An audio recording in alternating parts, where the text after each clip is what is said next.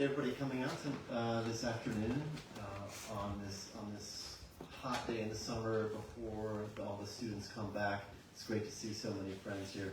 By the way, I am the outgoing MFA director. Melissa Ginsburg is taking over this fall, so I will no longer be the director very soon. I'm looking forward to that.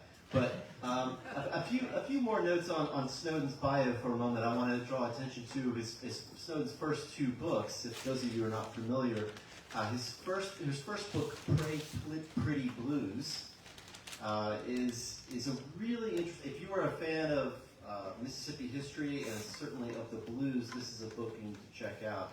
It's written from the perspective of Robert Johnson's ex-wives. I believe there's six of them. So it's 6 different narrative perspectives, and it really, everybody here in this room knows the legend of Robert Johnson or is familiar somewhat with it, and it really delves into that story in a really amazing way. And then American Pop is an epic American story that I highly recommend to everyone.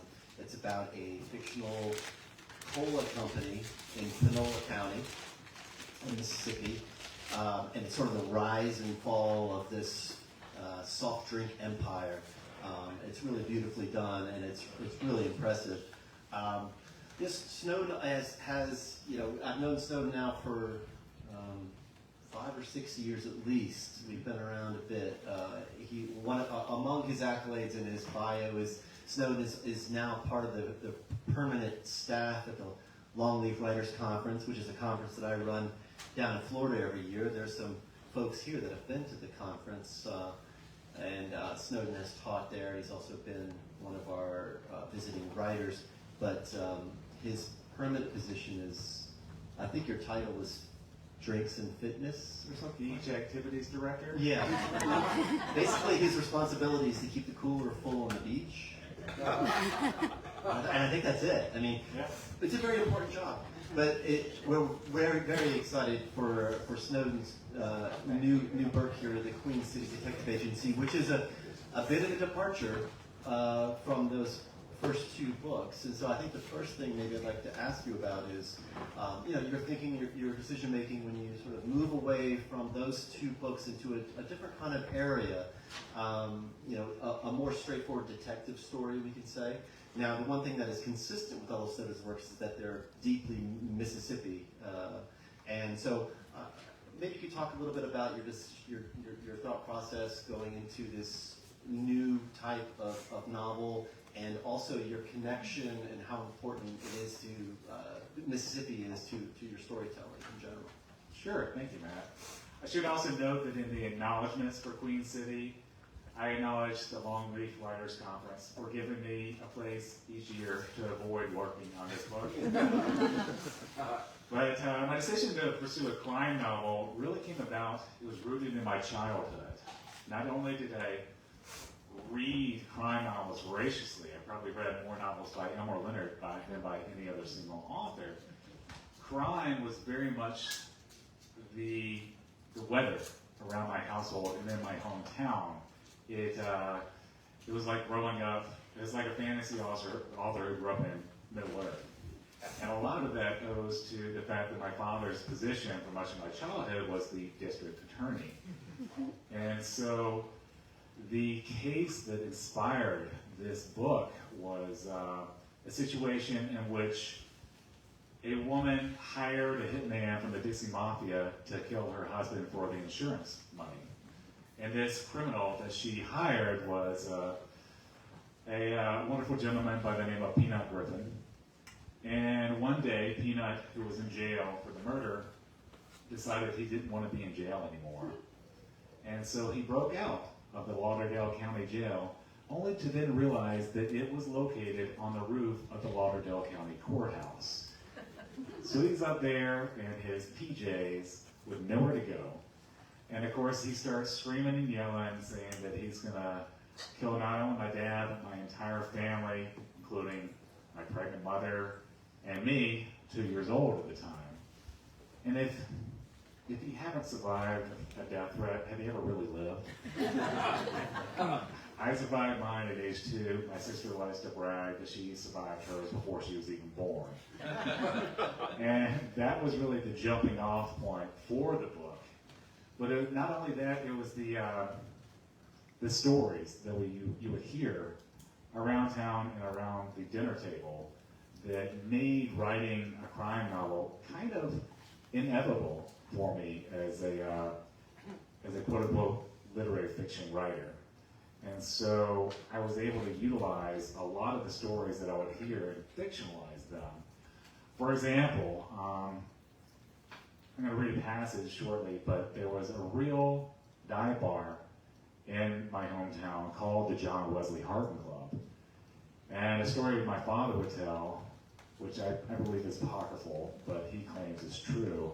The one time he patronized this joint, he was walking in, and the woman working the door, she stops him, she goes, "Sir, are you armed?"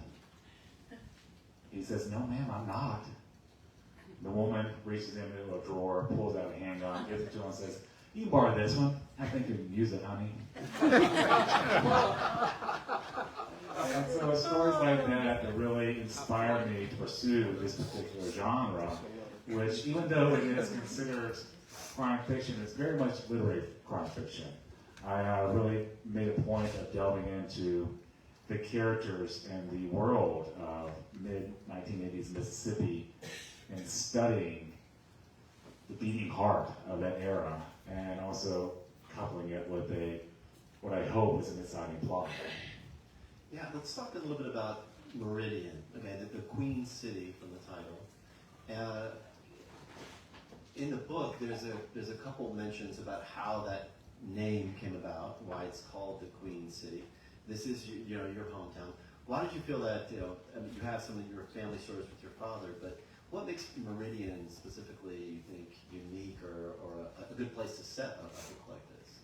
It's a city that had fallen on hard economic times. It was called the Queen City because at one point in time it was the second biggest city in the state.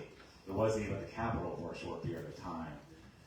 And so it was also fortuitously located as sort of a crux in this criminal bicycle wheel that included New Orleans, Atlanta, Birmingham, Biloxi. And so all these criminal elements would pass through there, and that provided a rich environment for crime.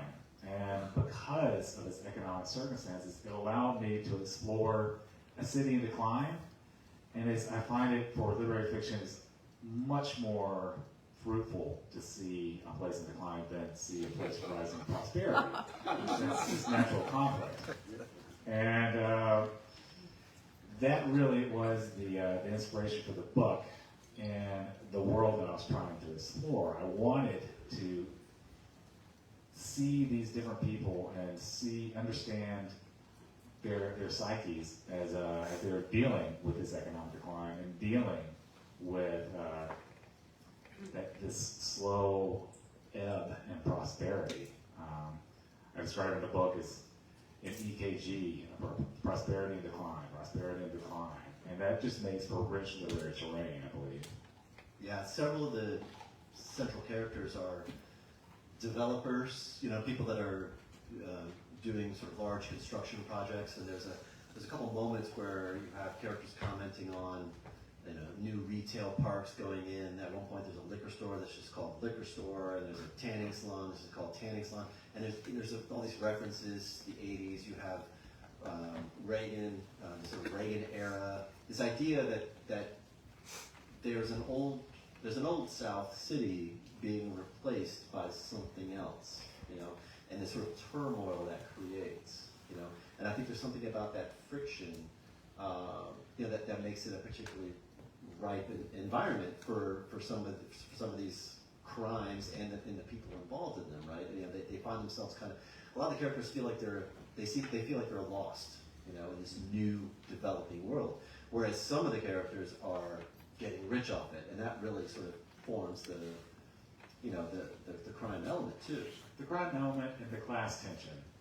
We always talk about, or these days we do, systemic racism, other systemic issues, and a lot of it really has to do with bureaucracy.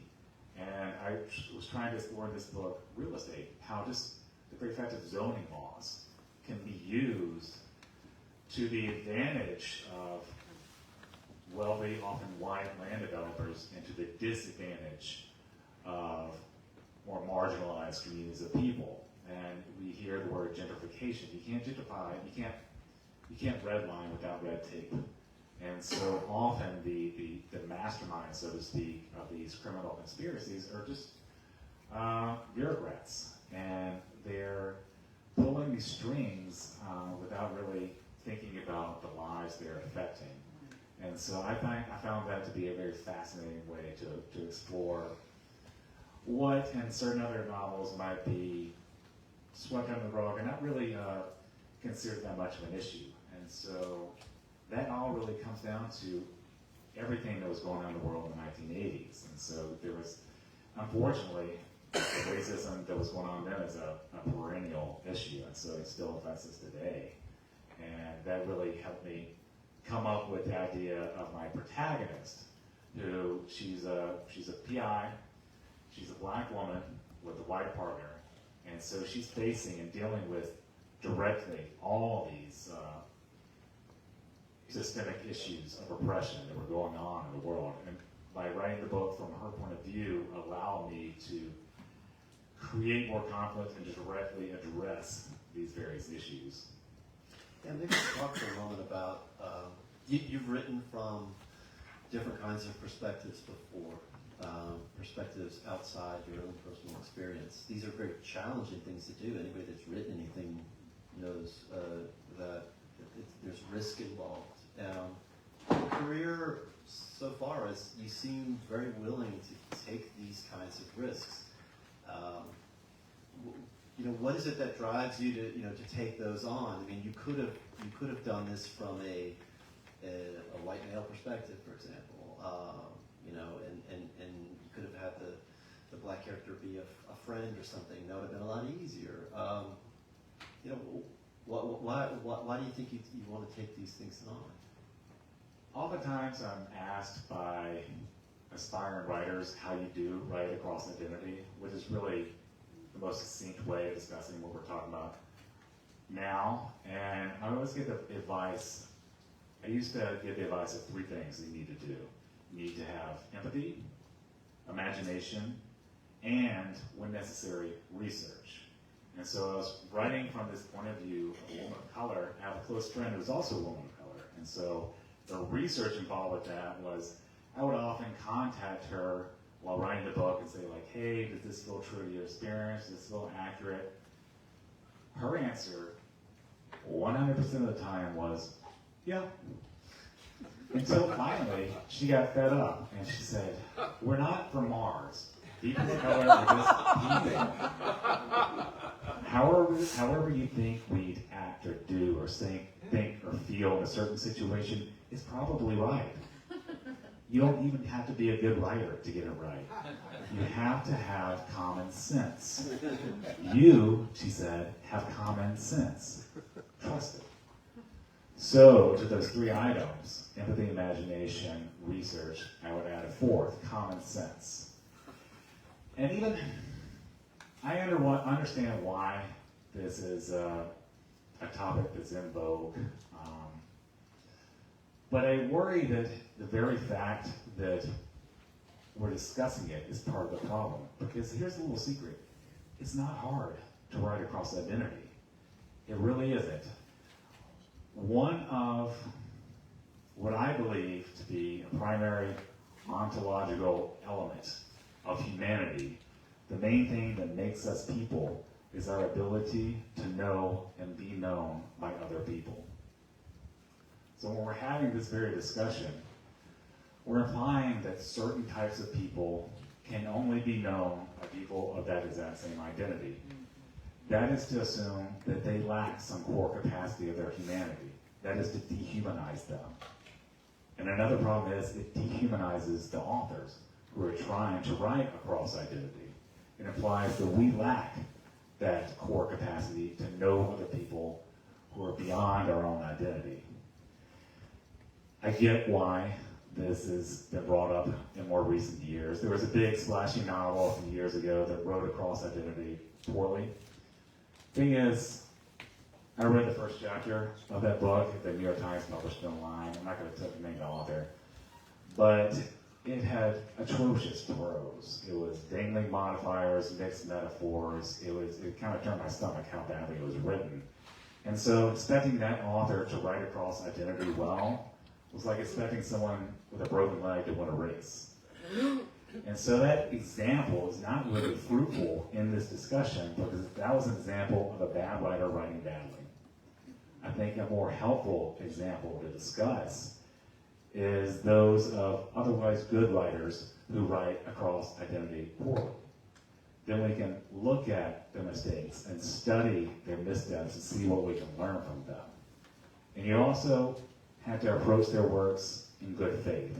And you have to assume that the author themselves approached their works in good faith. You have to assume the authors were trying to be sensitive and respectful and considerate. Only then can you really learn from the situation. I think so much that's going on in the world could be improved by better faith. Well said. Well said. I think that let's talk about the Dixie Mafia. Okay, this is a big part of the criminal element here, and you create a kind of there's some historical basis for this, but you do kind of adapt or create the Dixie Mafia into an antagonist organization. Can you talk about in your research when you were first putting this together, how you because you tied the Dixie Mafia to several notorious Mississippi crimes, including the 1964 murders in Philadelphia of the 3 civil rights workers, the Mississippi burning summer, among other things.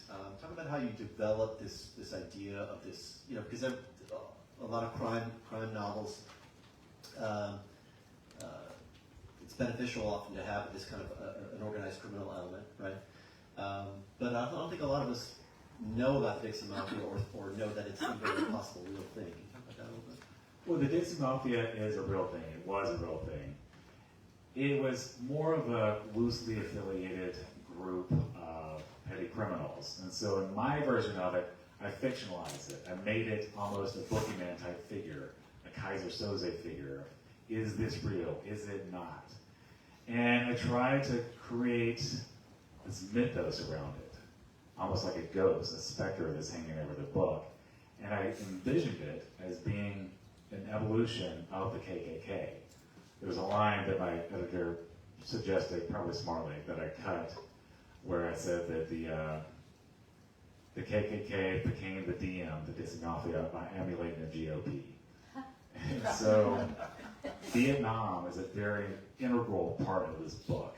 This book takes place in the 80s, so there were books and films that addressed Vietnam in the 70s, but they addressed it head on. I'm talking about Deer Hunter, Apocalypse Now, Coming Home. But by the 80s, Vietnam had been absorbed into the American psyche. And so you look, just to go keep with Hollywood, look at a movie like Lethal Weapon. All the protagonists in that movie are Vietnam vets. The bad guys became bad guys by running black ops in Vietnam. And even though Vietnam isn't at the forefront, I find it much more interesting examination of that war and its effect on America because it has become the subtext. And so in this book, what the DM does for recruiting their members is they saw these people, these soldiers coming home from war, and they had been trained in weaponry, trained in the military, but they were coming home to booze and jeers, and they felt disenfranchised themselves. And what the DM was, it took that and manipulated them to their own ideology and their own gains. One character says that what the DM lacked, the American government gave it to them, and that was an army. And so I found it really fascinating about how the DM weaponized these people who were coming back from war, and what they did was fed on their innate prejudices, and they gave them a false ideology and thinking that it wasn't their fault, it was the fault of the immigrants and all the people of color. And so they fed on the hate that these men had in their lives. And so I found that a really fascinating way to manipulate a real organization and make it a much bigger and much more interesting fictional version of that organization. Yeah, one of the lines that you have about this is, the South raised its children to hate, the U.S. military turned them into weapons, and then the DM weaponized their hate, which I think sort of sums up what you were just talking about. There's a sense throughout, because all the DM, the Dixie Mafia people that we interact with, it's all low level, they're the bottom level people. They're getting the instructions from on high, and they don't even know who they are. So there's this kind of mysterious thing hanging over the whole novel where you don't know who's pulling the strings. And many times, Clem and the other protagonists are calling into question whether or not it really exists. It seems like you wanted to create the idea that the DM may actually be a completely fake thing, right? Are we just imagining this? Is it all just really just low-level criminal activity, or is there some kind of complex, criminal strategy going on here, And so that there's this real ominous feeling of, who's making these calls, who's directing, is there some higher, larger purpose to it? Because a lot of times it just feels, just like small-time things, these hits being called in, for example, people are getting phone calls and phone booths, and they don't even know who they're talking to, which is a pretty interesting way to set up a criminal organization, right? You don't really know if it's real or not. I mean, were you trying to sort of keep that in the reader's mind, that this could all be just this could be a figment of our imagination? Are we just imagining this? Of course, and I'm a pragmatic writer, and so I wanted to save a few things for potential sequels. And so maybe we'll find out more of the details about, is the DM truly real later on. And, but yeah, by exploring those characters, it really is an example of a philosophy I have with all my writing. It's just that I write literary fiction, and so I truly believe that no people are fully good and no people are fully evil. And so when I might have a hitman in the story, if we see his home life and he has this tragic situation where he lost his daughter at an early age, or we see this other slow-witted bomb maker, and we see that he has this sweet relationship with his mother, that's literature. This isn't YA fiction. It's adult fiction, and it's supposed to be read by adults, and adults can hold two seemingly opposing motivations and contradictions of characterization in their head at one time, because that's what makes us people. The fact that we aren't black and white. We're all shades of gray, morally speaking. Yeah, you have one of the principal bad guys, hitman, Jacob. He's married to a Korean woman. He's not your classic bigot, and yet he's carrying out the orders of this organization. It's very interesting. You also have different kinds of references to other 80s specific things, and you even managed to work in HIV is in there. There's references to other. We then mentioned Reagan. How important it is for you to and also how do you, as a writer, how are you thinking about how are you going to get this stuff in there? How am I going to put these historical markers and moments so that when the reader is reading the book, we feel like we're in that time as opposed to now? I tried to handle it through character, and so to keep the book from sounding too didactic, you have to use close third person and free and direct style, and let us look at the interiority of the characters, their thoughts and their feelings, and they're the ones having the progressive, sometimes not progressive thoughts about what's going on in the world. And so, for example, with the AIDS crisis in the 80s, it was very much an important issue back then. And I had a character who I felt was a really interesting way to bring that topic into the book. I was worried about succumbing to what's known as the bury your gaze trope. This is kind of an interesting evolution. So it began back in the 50s era Hollywood during the Hays Code time. And so the bury your gaze thing was where gay characters or gay coded characters will be killed off as a kind of punishment for their sexuality. And it gradually evolved, particularly starting in the AIDS crisis in the 80s, into a slightly different manipulation. And in this one, these characters were killed off to create easy, unearned sympathy. They were sort of angels who died these angelic deaths. And so I really felt long and hard about the character and his subplot in the book and how it related to that. And it allowed me to complicate that trope while also bringing in the AIDS crisis as a subject. And so I really had a choice of I could either try to interrogate the bury your gaze trope or commit, possibly ignore your gaze trope, because to me, I felt it was important to address this very important situation that was going on in the 80s. It's a small part of the book. I think the main thrust of the book involves racism because of the identity of my protagonist, and also involves classism, how classism and racism often feed into and off each other, and it just creates fertile terrain for literary fiction, which should ask questions, not answer them. Among others, David Duke makes an appearance. There's a variety of different references that are in his vein. Why don't we take this moment and read us a little bit to give us a flavor of the book, and then maybe we'll talk a little bit more, and then we'll open up to Q&A in here just a minute. But you want to introduce this? Sure. So I realize now that the way we've been talking so far makes this book sound very bleak.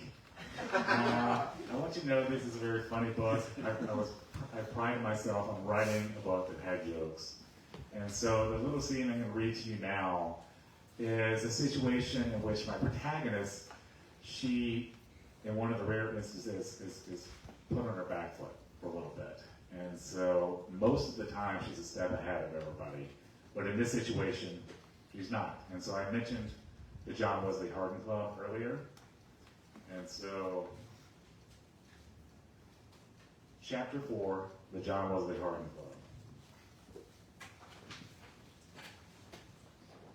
Only a place like Meridian would have, among its many venues of infamous repute, a bar named for arguably the deadliest gunfighter of the American frontier. A man who killed 42 people, including one for the sin of snoring too loudly. Clem had to hand it to this town. It wanted to be the Old West when it was actually just the same Old South. "We going in heavy?" Dixon asked Clem as they pulled into the John Wesley Hardin Club's parking lot. Clem rolled her eyes at her partner. Of course they were going in heavy. After retrieving his niece from the glove compartment, Dixon, whose bladder was smaller than a toddler's, excused himself to take a squirt behind a dumpster. Clem didn't have the patience to wait for him. She approached the one-story cinder block building, pea gravel crunching beneath her feet. The bouncer sat on the lopsided stool by the door, writing in pencil on a folded copy of the Meridian Star. He looked like the Michelin Man, with rolls of flesh instead of stacked white tires. "What's a three-letter word for a smoked herring?" he asked Clem without looking up from the paper. "How should I know?" she said. That united his formerly divided attention. Clem was happy to see. She'd never been a fan of bouncers. They had a tendency to get in her way. This one, after giving her 2.5 seconds of droop-lidded analysis, blinked deliberately, sighed deliberately, and said, We don't allow your kind in here. Her kind?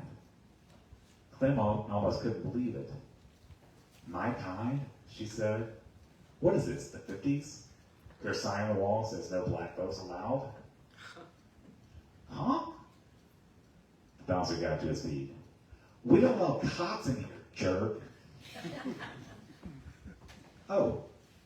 Blood pulled in Clem's cheeks and forehead. She asked, doesn't matter that I'm not a cop anymore? To which the bouncer made a face that meant, once one, always one. To hide her embarrassment, Clem took a step back, giving this guy her own 2.5 seconds of group-lidded analysis. She figured he weighed at least a deuce 50. It was time to put her boy to work. Dixon? She called toward the dumpster. I could use some help over here. Coming, he said. Without turning away from the bouncer, Clem followed Dixon's passage across the parking lot by the crunching of gravel. This guy giving you trouble? He asked when he reached her side. Clem couldn't help but smirk at the bouncer. Lots of trouble. You mind? Nope. Dixon squared himself in front of the bouncer, their faces only a few inches apart. Each thump of bass from the music inside the club matched the heartbeat Clem could feel on both her temples. She forgot to breathe, the tension was so exquisite. In a deep, sinister voice, Dixon asked the bouncer, how's your mother? She's doing well, Diz. Thanks for asking. A beatific smile broke across the bouncer's face. Your family hanging in there? Best can be expected. You know how it is. His smile mirroring the bouncer's, Dixon pointed at the door to the club. Hey, listen, can we get in here a second? Got business matters. Inside the club, where the bouncer allowed them with his best wishes that they enjoy their night, Dixon tips his head at Clem. He was my lineman at Meridian High.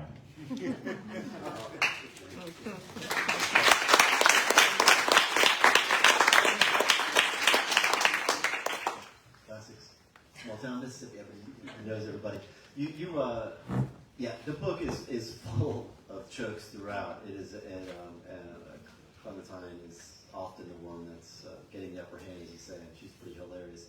You recently wrote an essay about how Westerns turned into crime novels. Right? I really believe that Westerns evolved into what is the modern day crime novel. I go back to thinking about the story of Peanut Griffin was the real guy's name, the guy who broke out of jail. And when he was on the roof of the courthouse, my father, the DA, decided to take it on his own and try to talk him down.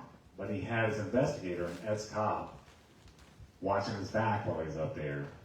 And so before he goes to approach Peanut, he says to his investigator, if he moves, shoot him.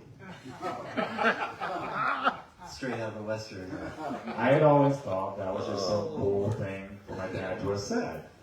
And then I watched The Wild Bunch for the first time. And in that movie, the first thing the protagonist says with regard to a bunch of bank tellers they're holding up is, if they move, shoot them. And so I asked my dad, like, did you know you were quoting that line? And he goes, Snowden, I've only seen that movie about 200 times. And I said, well, yeah, but did you realize you were quoting it? And then he got serious and lowers his voice and he goes, of course not. I just didn't want to get my ass shot. And so that really put me in mind of what created the modern day crime novel. And if you look at what created the Wild West, I think it was the Civil War, which trained people to kill and numb them to violence. So what created the modern day crime novel? It was Vietnam, which trained people to kill, numb them to violence, and left them disaffected as all hell. And so you can really see that through the framework of the career of Elmer Leonard, who started writing Westerns only to eventually move into writing crime novels. And so I wanted to write a crime novel that was inflected with the tropes from Western novels. So you got gunslingers, you got essentially cowboys roaming the land. Back in the 80s, East Mississippi was like the Wild West. And my dad and others like him were they were the sheriff of town. And so it seemed just like such a fascinating time period. And that's why I chose it for the book, and that's why I tried to create a crime novel that's also a Western. That's fantastic. All right, so we can open it up now to a little bit of Q&A if you all would like. Any questions for Snowden about the book, or crime novels in general, or Mississippi stories? Anyone? Yes. When you talk about Dixie Mafia, of course, I think about the Gulf Coast and the Italian Mafia fringes down there. Was there any sort of association at all, or was it strictly as you described it? There's no direct association between Biloxi, where it's kind of a hotbed there. Also, Phoenix City was one. I kept it fictional, mostly because I'm very lazy. And so digging into the intricacies and the names and all these people would have required a lot of research. And so I pride myself on having a vivid imagination. So I got the basics and then took it off from there. And it also had to do with the same reason I started off with this real event and then started to fictionalize it. I did that for reasons ethical, moral, and litigious. You do include the New Orleans, or at least a fictionalized New Orleans. The Matronga family, and so in my version of it, the DMs kind of absorbed their business. It's really fascinating when you think of the ins and outs of these crime families and how they evolved over the years and how they died out. And it's really interesting territory.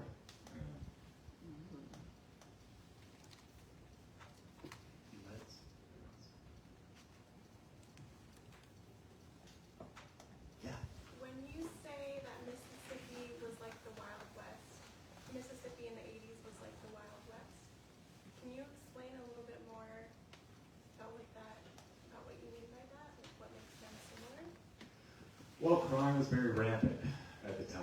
That's basically what I mean about the Wild West, which one of the key features of which is the lawlessness of the frontier in the West. And so there was a lot of lawlessness at that time.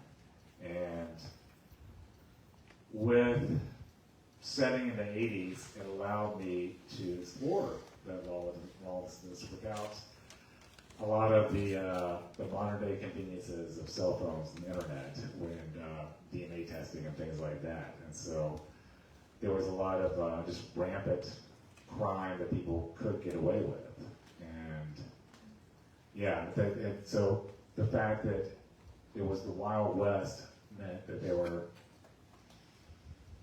I could utilize those various tropes. So you have the sheriff, you have the gunslinger, you have the outlaw, you have the marshal, you have the bustling saloon, which John Wesley Hardin Club. You have quick draw gunfights. All these things that I love. I mean, my favorite novel is Lonesome Dove, which is very much about that. And so I wanted to use these things that I love about this particular genre I love and infuse them in another genre that I love, which is crime fiction. And so you even look at, so you go back to Noah Leonard, arguably his most famous protagonist is Raylan Gibbons. And so this is this Stetson-hatted stoic lawman. He's a man out of time. He's a cowboy. And one of the main things that makes him so fascinating as a character is because of that anachronistic characterization of him. And so we like seeing this lawman with the moral code of your classic Western lawman in modern times. And so that sort of mixing of genres and mixing of genre elements, I found fertile terrain for a novel.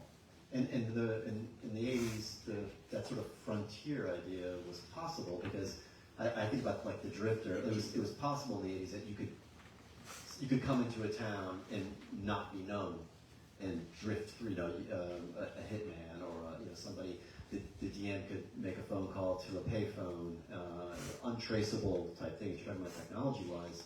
These days, it's pretty hard to be a stranger rolling into town and to remain anonymous or unknown, or to remain, and in those days you could still, some of these guys, these young guys, they're kind of drifting around and, remaining in the shadows, and you can't really kind of do that anymore, and that's part of that frontier thing, I think. Isn't that a shame?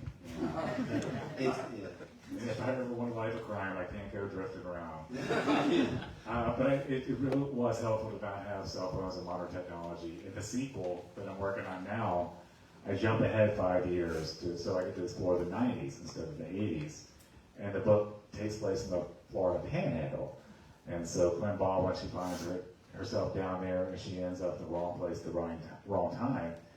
And she is recruited by the FBI to infiltrate a gang of eco-terrorists who they believe have kidnapped a senator's daughter. And if that sounds like a total ripoff of Point Break, you're 100% correct. Panhandle. You don't have Longleaf in that, do you? You're not involved in the conflicts. We'll see. We'll see how actually conflicts go. I'm all for it. I'm just saying. Maybe one more. Anybody? I liked what you said about the Vietnam connection. It reminded me of a recent essay of Marilyn Robinson's where she describes talking to an audience, maybe a church audience in a conservative area of northern Michigan, and talking about gun violence and gun safety and gun control and so on. And the first question she gets from the audience is, was anybody ever prosecuted for the Iraq War? And, she makes the connection, that some people had to fight in that war and others didn't. And that has something to do with gun violence. Would you, basically say that it hasn't changed that much, even though there's no Vietnam right now? Sure. I think in any war of the modern era, class comes into it. Fortunate son. People can get out of having to fight a war based on their family's wealth, and so that exacerbates the class divide that the DM in this book took advantage of. So these were typically poor kids who were sent off, trained how to kill, and then they came home, felt like they didn't have any other options, and so they were recruited and weaponized by the Dixie Mafia. And so it really reflects, I think, a lot of what's going on in our modern era of how certain political parties will weaponize prejudice. And they might not be able to give you financial capital, but they'll give you social capital. They'll feed off this prejudice that I don't hope people were born with, but is there, and they'll milk it for their own gains. And it's really a tragic situation, I think. Yeah, a whole other generation returning from Afghanistan and Iraq, and same kind of disaffected, lack of resources, and then being weaponized, and in our current situation of repeating itself. Yeah. I wanted to ask, before Amazon, back in the 80s and 90s, I remember there used to be specialized bookstores that focused on mystery, detective, crime fiction. Are any of those specialized bookstores still standing today? I have a pretty extensive book tour coming up. Off the top of my head, Murder by the Book in Houston.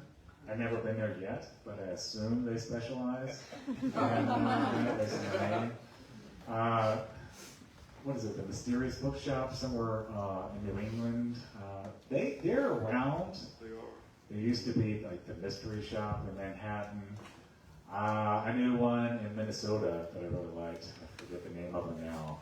But I've always loved those bookshops because if you ask for recommendations, the people who work there are experts on crime. They should just retire and be criminals. They seem to be around. Good. Yeah. Secretly in the DM. You should talk to Ace Atkins back. He could tell you where all the good stuff, I'm sure. Okay. Anyone else? Good? Yeah. One more? Yeah. What was your family's reaction when you told them that you wanted to write about this very real event? Well, the initial seed for the book happened a few years ago, I was at a writing residency in Maine, and I get a voicemail from my mother. And on the voicemail, she goes, "Someone tried to murder your father again. He's fine, but they haven't caught the guy, and apparently he knows where you live, so lock your doors at night. Okay, love you, bye." And I'm like, "Oh, Mom, what?" And it turned out they went to my father, the police did, and they asked him, "Sir, can you think of anybody who would want to kill you?" And without listening to me, he goes, "I can tell you 3." That kind of shows you the family I'm from. And so of those 3, one was dead, one was in prison, and the third was the guy. He was tried here at the Oscar courthouse. But months later, I asked my mother why she had sounded so callous in her voicemail. And she said, "Snowden, I've known your father for over 40 years. I understand good and well why somebody will want to kill him."